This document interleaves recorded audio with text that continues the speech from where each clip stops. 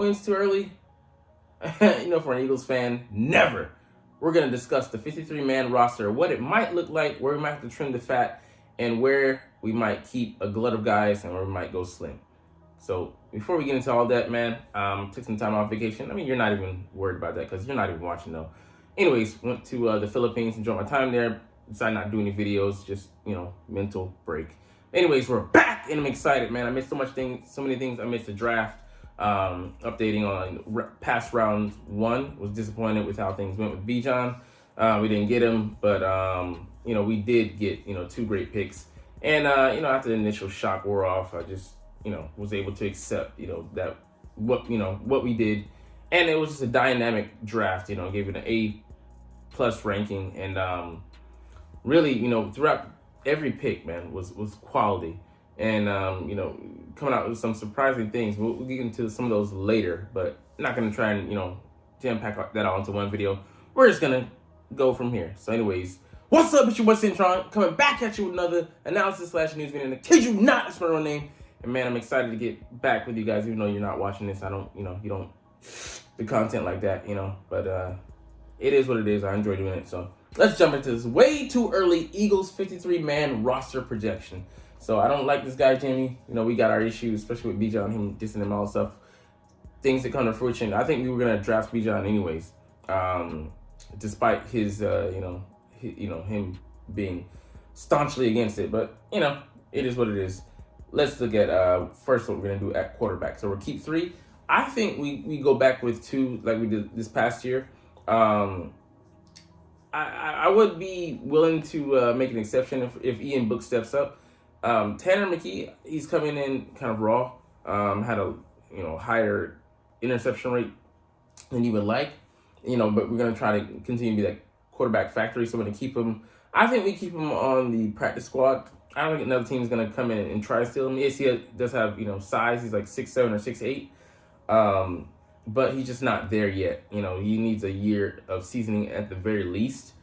To be, even compete for a backup job. That's a huge job though. Hurts, I don't know if he's ever. Well, yeah, he as a first year starter, he missed I think 2 starts, and then last year he missed 2. So it's always going to be an issue with the playing style that he has. That being said, we're really good with Mariota backing us up. He's like a carbon copy, a poor version of Hurts, of course. At that position, but he's probably going to go out to find greener pastures next year. So we'll see what we do here. But Ian Book could be competing with Tanner McKee and win that spot if we do keep a 3rd quarterback. So I have us at 2. That's just the way I see it. Running backs. We have 5 as of now with DeAndre Swift, Rashad Penny, Kenny Gainwell, Boston Scott, and Trey Sermon. I mean, definitely a position, to be envious of if you're another team. But someone might benefit, with, I think, of course, DeAndre Swift's going to start. Rashad Penny's going to be the backup, the heavy hammer if he stays healthy, and if DeAndre can stay healthy as well. With Kenny Gainwell playing that, same role that he did last year, 3rd down back, good receiving chops. He's a good, slasher. But I think, people, were touting him and holding up his coattails. I knew that we weren't going to go with him, going into the season with him being in the number 1 position or even slated for a huge number of carries. We're always going to adjust. Like I said, we weren't during the position, had to prove people wrong. People are dumb idiots, can't read the writing on the wall, but it is what it is. Boston Scott Center, he's just there just for relief, and he's probably primarily going to play on special teams as a kick returner, potential kick punt returner as well. But Trey Sermon said, we don't value what he has, and he isn't there yet as far as being a developed runner. He's still he's a bigger back in the 215 that plays like a smaller guy, like a shifty guy, and you need you to be north and south, not east and west. A poorer version of Miles Sanders. So anyways, I think we go 4 here with Sermon getting the axe. Wide receiver 5, but I think we can go 6. It depends on who we find in this free agent undrafted class of receivers that we brought in. We brought in a guy named Nagata, Hasselwood. I wanted us to get that monster out of West Virginia, but he would have been a project, so I know that's why we definitely didn't bring him in. but he was like 6'5", 6'6", 230, ran a 4.38. I mean, just the beautiful measurables. If somebody shapes him into a coveted receiver, I'm gonna be pissed.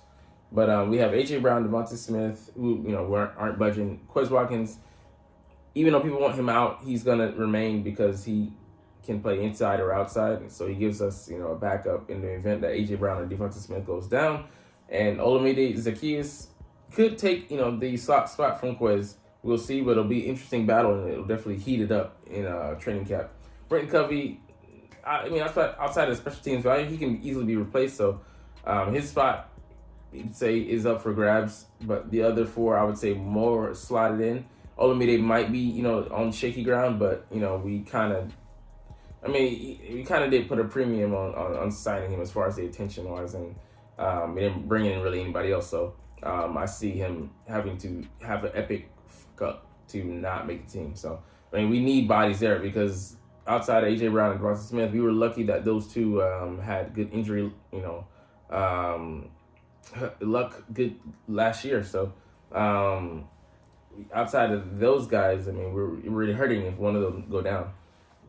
Tight end, I can see us keeping three: Dallas Goedert, Jack Stoll, and Grant Calcaterra. Dallas being the top three tight end in the league right now, and he's still young. He's only 28 years old. Jack Stoll in number 2, who's good at blocking, has some receiving chops.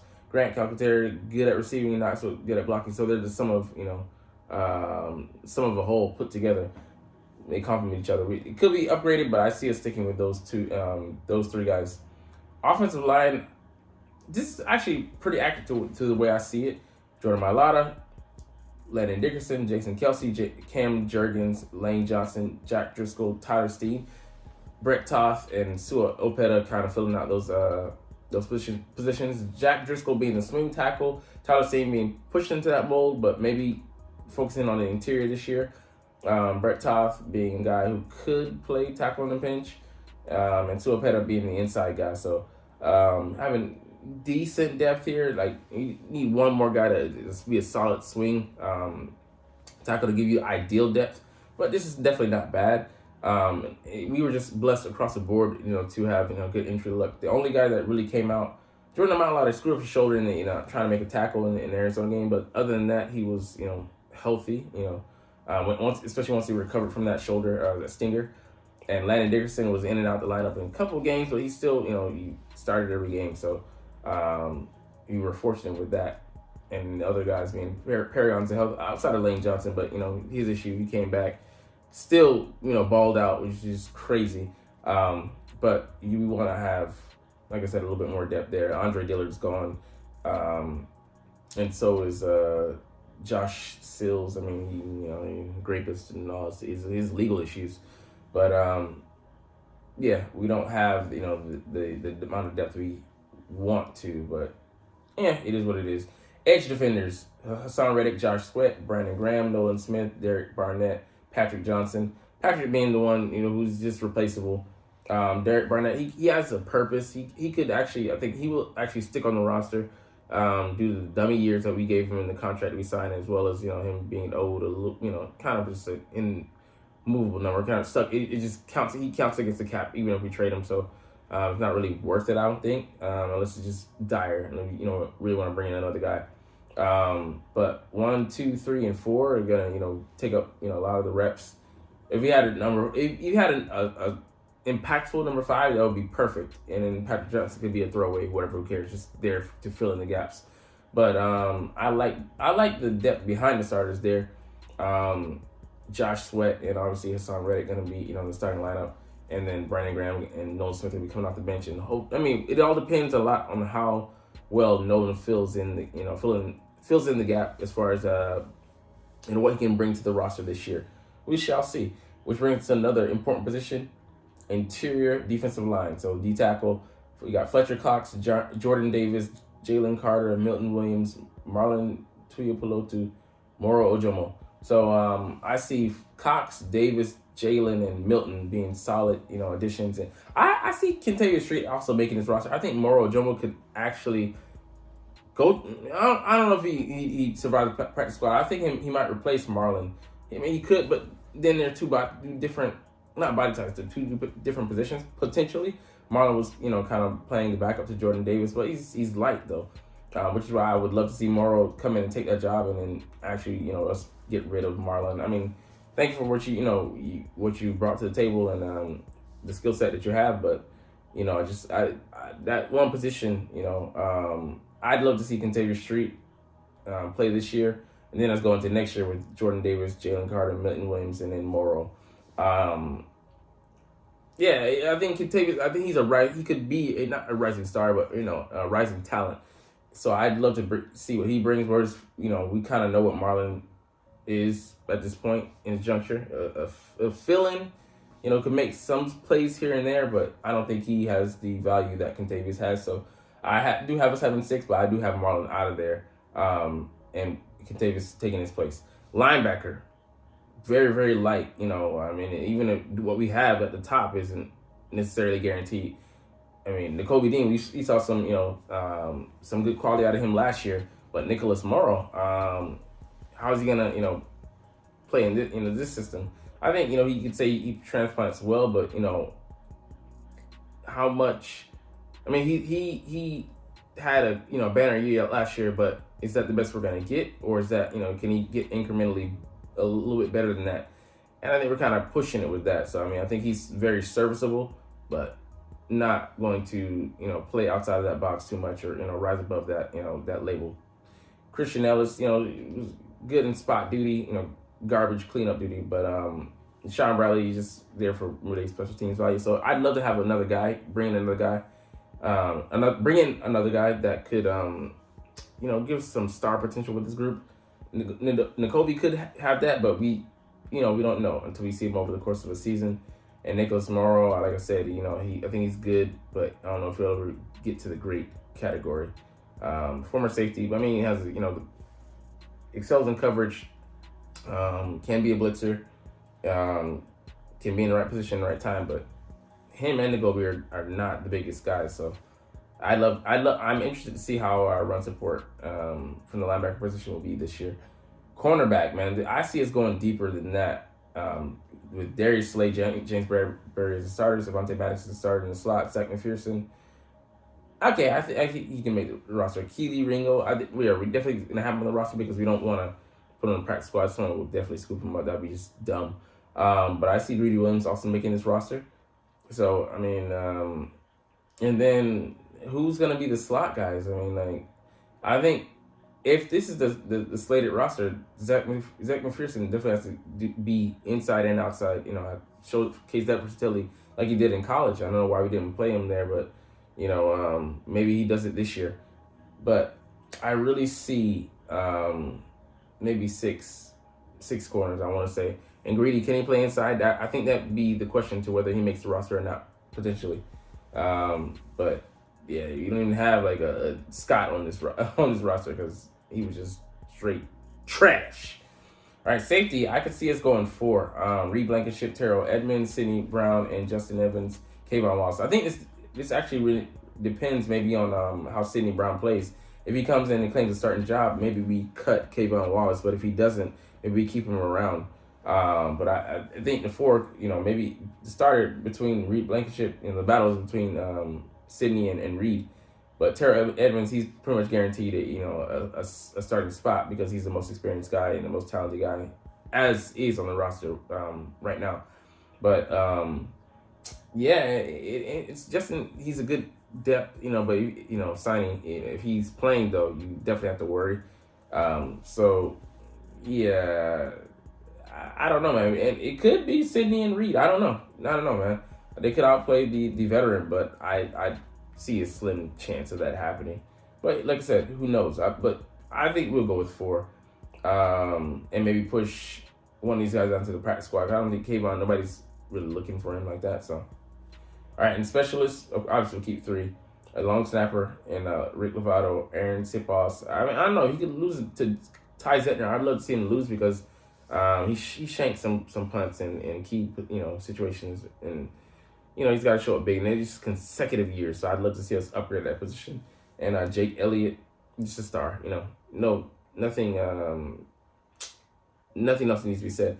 But what I do, I mean, I don't see a kick returner here on the roster, so maybe we can go 6 deep at receiver. That could also be an option. And I need a dangerous guy back there. One of the XFL guy that we just, signed undrafted, free agents started being included here. And yeah. That's why I mean, like, yeah, I see Summerall, Van Summer. Man, somebody's gonna pick him up for the practice squad if we don't put him there. So I'd see us maybe replacing Sean Bradley with him. Potentially, he could take that spot. And Ty Zettner has that kicking experience as well. He had like maybe 8% kick rate or something like that. It was pretty high, maybe even higher than that. So I mean, he has that versatility in the case we have to replace Jake Elliott in case he gets injured or something like that. So that would give us great versatility. Just for that alone, be willing to give him a shot. But I really want to see how he does in training camp. So, anyways, that's the projected roster. That's too early because we don't see how he isn't done just in this roster. Guys that are cut, late additions to the roster via trade, or just injuries. Make guys available or something like that. Or even for our side, guys get injured, we have to replace them. We'll see how it goes. But anyways, that is what is going on with the 53-man roster as slated. So we'll get into some more Eagles news and just look at some of the highlights. I mean, and they just upgraded Commanders. Anyways, we'll get into that later this week. But man, Sidney Brown, how ready is he to start? Maybe we might get into that later this week and analyze how the safety job could fall out. DeAndre Swift is number 0, so Agent 0. We have a guy back there. It'll be interesting to see how that looks. I'm kind of like, it's more of a basketball thing in my mind. But hey, man, change. It's inevitable. Former Super Bowl hero, 52, Nick Foles. The quarterback who picked up the slack where we were in dire need of a guy to step up. He's been released by the Colts. We're not gonna pick him up. It'd be sentimental and dumb. But it's always good to see one of your heroes and just keep get updated on him. So to see if he has another hurrah or he finally hangs up the cleats. Glad he didn't originally hang him up when Doug came calling, and he played a pivotal role in winning us our first official ring. Accessory jewelry, baby. And let's see. Deebo Samuel still isn't over the NFC title blowout. He's like, it's to another level. He hates the Eagles fans, and just get over it, dude. Man, like you're still hung up on this. Great, it's a distraction. Push you harder. He can't wait to face us. I think we do play them this year. I think they're on the schedule. So I can't wait. Who's gonna be out there? Brock Purdy or the redhead? I forget his name. Not Sam Dalton. I'm thinking about Andy Dalton. Oh, no. But, he's a decent quarterback. Panthers last year. But, I don't think they have the juice, whoever. But anyways, last thing we're going to look at here. I mean, no. Second to last thing. Got one more interesting thing. Or two more, I should say. I want to combine into one. But, Jalen Carter, man, he looked slim in camp, so he looks to be back on the right side of the weight issue. So hopefully, putting those things behind him, help him acclimate to the NFL. Exercise routine, breaking down film, things that they're gonna need, and he has a camaraderie already. So there wasn't a better place in the league than here for him to be put. So I still seeing is believing. I have to see him come in and showcase his discipline day in and day out and show that he can be more than just serviceable or collect a check. But I think the guy has the drive and desires, so we'll see if he can consistently play with that and showcase his chops. But anyways, it's not listed here, but man, Micah Parsons was at a Phillies game in Phillies gear. It wasn't a Sixers gear. It wasn't Eagles gear, but man, he wants to be an Eagle so bad. He was so heated about the way the draft went down. He was like, man, I can't believe. Oh, the rich get richer. I just can't believe these guys. It makes me sick to my stomach. You're sitting here watching them get better. Yeah, When his contract is up, man, he might take a deal to play here, bro. I kid you not, because he just has too much love for Philly. I mean, he's too comfortable. Like, yeah, I mean, your boy wanted to come here bad, so I mean, it's sad that we couldn't have him. You know, we got Devontae instead, but hey, it worked out perfectly for us, and he's working out for Dallas as well. So he does in his full-time DN role. He's staying away from the squad, the team in Dallas there, but that's their own issues. I'm not gonna try and help Dallas out, whatever. But anyways, that's it for our video. We're gonna finish out here today. I'm trying to get back into the groove, and it's gonna take me a little bit to get back into my usual ethos. But you're not even watching us, so it's all good. But as always, it's fly, Eagles, fly, and let's motherfucking go! Like, comment, share, and subscribe Thanks for watching. Check me out at Cintron, Cintron Anime, Cintron Life, or Cintron Laughs, or other social media.